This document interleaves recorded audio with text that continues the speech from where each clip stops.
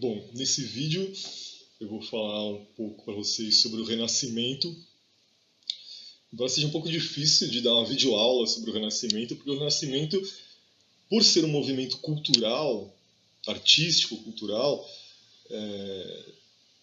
é algo completamente fundamentado em interpretação de imagens e de textos. E aí a gente só falando aqui talvez não tenha o mesmo alcance se a gente pudesse usar numa aula dentro de de uma sala e tal, de uma escola, outros recursos que permitissem que vocês visualizassem as imagens de uma maneira mais clara, né? E lessem o texto, tivesse o texto aqui, mas eu não vou poder usar esses recursos aqui. De qualquer forma, vamos tentar falar um pouquinho então do Renascimento, que foi um movimento cultural que surgiu na Europa na virada da Idade Média para a Idade Moderna, entre o século XIV e o século XVI, e foi dos acontecimentos, um dos processos históricos que marcaram a passagem não só do mundo medieval para o mundo moderno, né, da Idade Medieval para a Idade Moderna, mas que marcaram a passagem daquilo que alguns especialistas chamam de pensamento tradicional para o pensamento moderno, né? Sempre que a gente fala de um movimento cultural, a gente está falando de valores que aparecem, que são disseminados, né? E é o caso do Renascimento, que é, portanto, uma das bases do mundo moderno, do pensamento moderno, né? E da Idade Moderna e da Idade Contemporânea. Quer dizer, muitos dos princípios, das ideias que a gente vive hoje foram formulados ou resgatados, enfim, apresentados para a história no momento do Renascimento. Tá? Acho que para começar é importante a gente entender o contexto histórico que gerou esse processo, esse movimento do Renascimento. E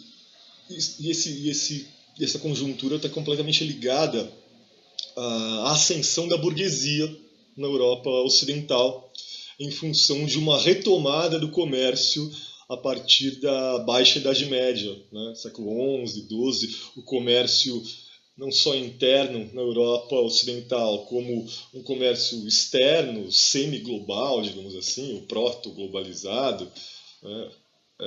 Ele vai acontecendo, ele vai se intensificando, e aí a classe responsável por promover essa atividade econômica, que vai sendo resgatada ao final da Idade Média, é a burguesia. E a burguesia, ela tem valores muito específicos ao longo da história, né? Os valores, os interesses, e, portanto, o pensamento da burguesia são valores, interesses e um pensamento, uma mentalidade bastante diferentes daqueles defendidos pela nobreza ou que agradavam ao campesinato. Isso é muito comum, né? Ao longo da história. As classes sociais vão apresentando características diferentes, não só em termos de rendimento econômico ou de posição na pirâmide social, mas também em termos culturais, de mentalidade, né? E esses valores da burguesia, que são os valores que vão movimentar o renascimento cultural, né? Sempre que a gente fala de renascimento, a gente está falando de renascimento cultural. Um desses valores da burguesia é o valor do individualismo, né? A burguesia ela acende essa ideia, né, para a história e defende essa condição de que cada um pode escrever a sua própria história, né? De que cada indivíduo é responsável por si mesmo. E aí aquela perspectiva teocêntrica, né, Deus no centro de tudo, ela vai não se esgotando, não terminando, mas ela vai se diluindo, ela vai enfraquecendo diante desse novo viés, dessa nova maneira de ver o mundo, que é a do individualismo, né? A que diz que cada indivíduo é responsável pela sua vida e capaz de escrever a própria história. Então, esse valor do individualismo ele vai se conjugar com outras questões aí, né? Vai se articular com outros aspectos e vai produzir o conjunto de valores que fundamenta o Renascimento. Eu não disse ainda, mas vou aproveitar e vou dizer agora. O renascimento cultural, ele tem esse nome porque, na verdade, é um renascimento de valores anteriores àquele mundo medieval, imediatamente anterior, né, a esse momento histórico do Renascimento. Né? Então a gente tem a Idade Média, depois tem o Renascimento. E o Renascimento ele procura retomar valores do mundo greco-romano. Procura reeditar algumas ideias, alguns princípios próprias do mundo grego, do mundo romano, né, da chamada cultura clássica. Né? Por isso o renascimento cultural, o renascimento dos valores da cultura clássica, cultura greco-romana. E esse renascimento, então, ele vai atender, ou melhor, as ideias do renascimento vão corresponder às ideias da burguesia. Como eu disse já, uma delas, o individualismo. Esse individualismo, como eu falei também, ele vai se conjugar, se articular com outras ideias, e uma dessas ideias próprias do tempo do Renascimento, do século XIV, XV, XVI, é o racionalismo. E o racionalismo está amparado numa impressão de que é possível entender o mundo de uma forma diferente daquela que a Idade Média apresentava. Quer dizer, o homem, usando a cabeça, usando a razão, é capaz de compreender o universo que o cerca. Né? O homem é capaz de abstrair esse universo, de compreender abstraindo. Né? Esse racionalismo ele está diretamente ligado a um outro valor do Renascimento, chamado humanismo, que é justamente essa vontade de que o ser humano possa abarcar o mundo, abarcar o universo, conquistar o mundo, conquistar o universo. O Renascimento se convence de que o ser humano é bom, poderoso, forte, capaz, inteligente, racional o bastante para olhar para a realidade e absorver essa realidade, entender essa realidade. Né? Há um outro conceito também muito próximo ao racionalismo, humanismo, né? São conceitos que se misturam, que é o antropocentrismo, né? Que é aquela ideia de antropo, homem, centrismo, centro, o homem no centro, não o homem no centro do universo, né? Como se fosse uma posição geográfica, não é isso, mas é o homem como o agente máximo da história. Né? O homem é capaz, ao ser capaz de entender o universo, de construir a sua história, ele é capaz de escrever a história do mundo. Né? Então o antropocentrismo ele não vai substituir completamente o teocentrismo, mas ele vai ganhar espaço no Renascimento e vai dividir esse espaço com o teocentrismo. Né? E uma outra característica importante do Renascimento é o hedonismo, que é a busca constante da felicidade, né? do prazer terreno. O homem europeu ocidental começa a perceber que a felicidade é uma questão também de construção dele, indivíduo, e que a felicidade é uma possibilidade concreta para a vida na Terra, não é só uma esperança de uma vida no céu. Né? Então são valores que se aproximam, que se interligam, e são valores próprios da burguesia, próprios dessa época, que vão se refletir no Renascimento. O Renascimento nada mais é do que um espelho, do que um reflexo dos valores da burguesia, que são expressos, manifestados em obras de arte, sejam das artes plásticas ou literatura. Ok? Aí a gente tem então que falar a respeito do berço do Renascimento, que é o norte da Itália. Né? E por que é o norte da Itália? Porque no norte da Itália as pessoas eram mais criativas, mais inteligentes? Não, porque no norte da Itália havia um ambiente mais propício para que esse tipo de construção de ideias vicejassem, né? Aparecessem e se desenvolvessem. O que tinha de especial no norte da Itália, mais do que em outros locais da Europa? O comércio.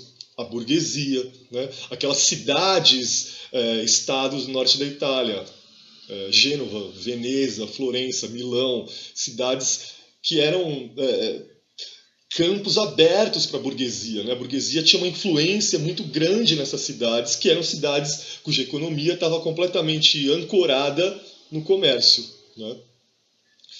Aí a gente tem que falar um pouquinho sobre a divisão do Renascimento italiano, né? Tem o Trecento, que é o século XIV, o Quattrocento, que é no século XV, e o Cinquecento, que é no século XVI, né? Então, no Trecento, a gente tem o início, né, com Giotto, Dante Alighieri, Boccaccio. Aí, no Quattrocento, a gente tem o auge, né, dá para dizer assim, do Renascimento italiano, com Maquiavel, Botticelli, Da Vinci, Michelangelo. E aí, a gente tem um certo esvaziamento ali no Cinquecento, com Ariosto, Torquato Tasso e outros artistas que não alcançaram uma expressão tão grande como aqueles outros que eu citei anteriormente, né? E mesmo com o declínio do Renascimento, é importante a gente lembrar novamente que os valores do Renascimento permaneceram vivos.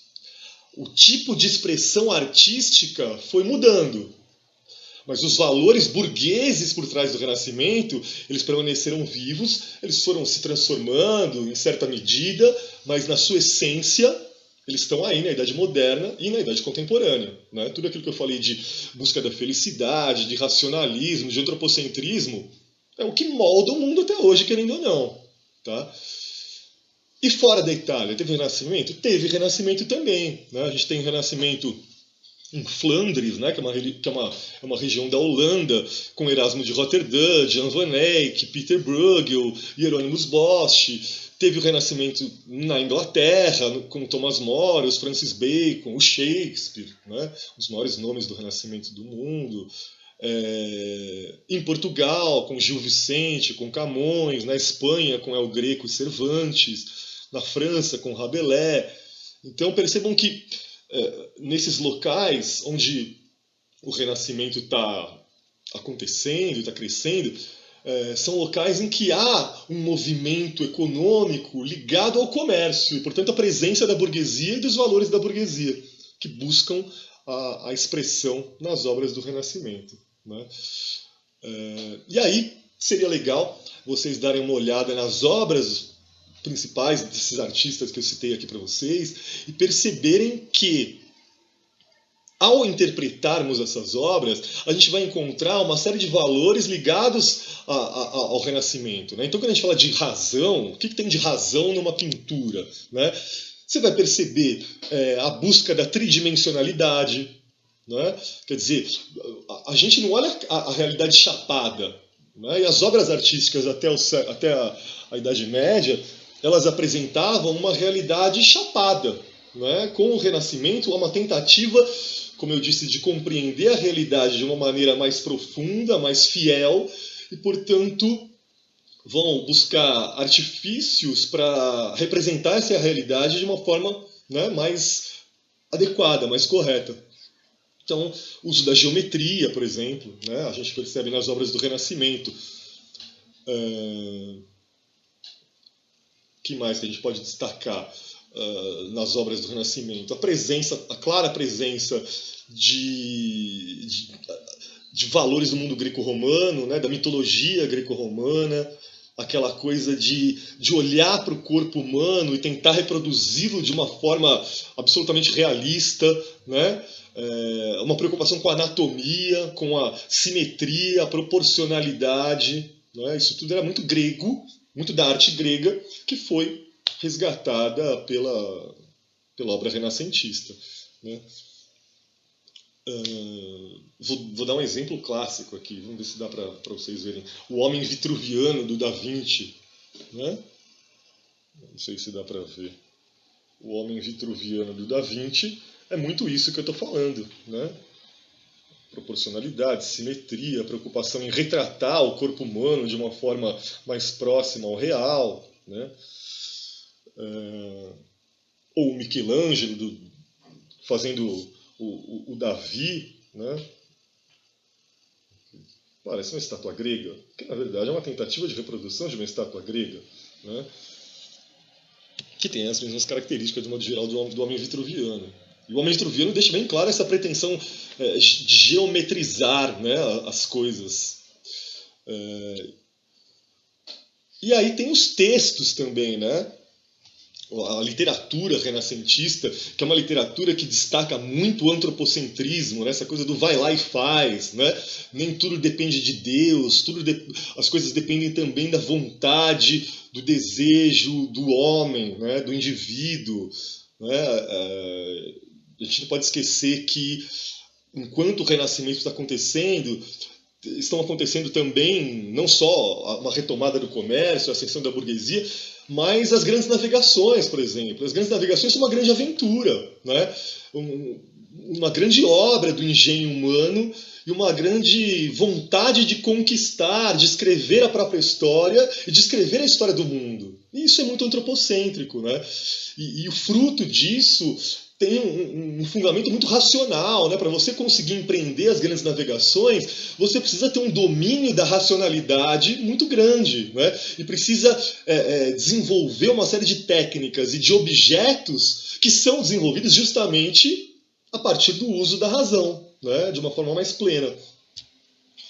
Então, vale a pena também dar uma olhada aí em alguns trechos ou livros do Renascimento para a gente perceber como essa coisa da razão, do antropocentrismo, do vai lá e faz, né? Do não tenha medo, de nem tudo é uma coisa, é uma vontade da natureza, nem tudo é uma vontade de Deus, enfim. A literatura renascentista ela é muito emblemática para divulgar os princípios burgueses, né? Eu vou citar um aqui para deixar mais claro isso que eu estou dizendo, né? Um trecho do Dom Quixote de Cervantes. Ele diz assim: embora eu saiba que não exista magia no mundo que possa mover e forçar a vontade, como alguns simplesmente acreditam, é livre a nossa vontade, e não existe erva nem encanto que a force. Quer dizer, ele está ressaltando aí a importância da vontade humana, né? De que não tem nenhuma força sobrenatural maior do que a vontade humana, o antropocentrismo. Né? Vamos pegar aí uma outra citação, um outro trecho de uma obra renascentista. Dante Alighieri, né, na Divina Comédia, tem um trecho que ele diz assim: considere a sua origem. Não foste formado para viver como os brutos, mas para seguir a virtude e o conhecimento. Né? Olha a presença do racionalismo aí. Né? E os homens renascentistas tinham muito essa coisa da virtude. Né? O que é a virtude? É, a partir da razão, você buscar ser o melhor que você pode. Né? Potencializar aquilo que você já é. Né? A partir da razão, a partir do fazer. Né? Essa coisa do indivíduo fazer, do indivíduo construir a sua vida e tal.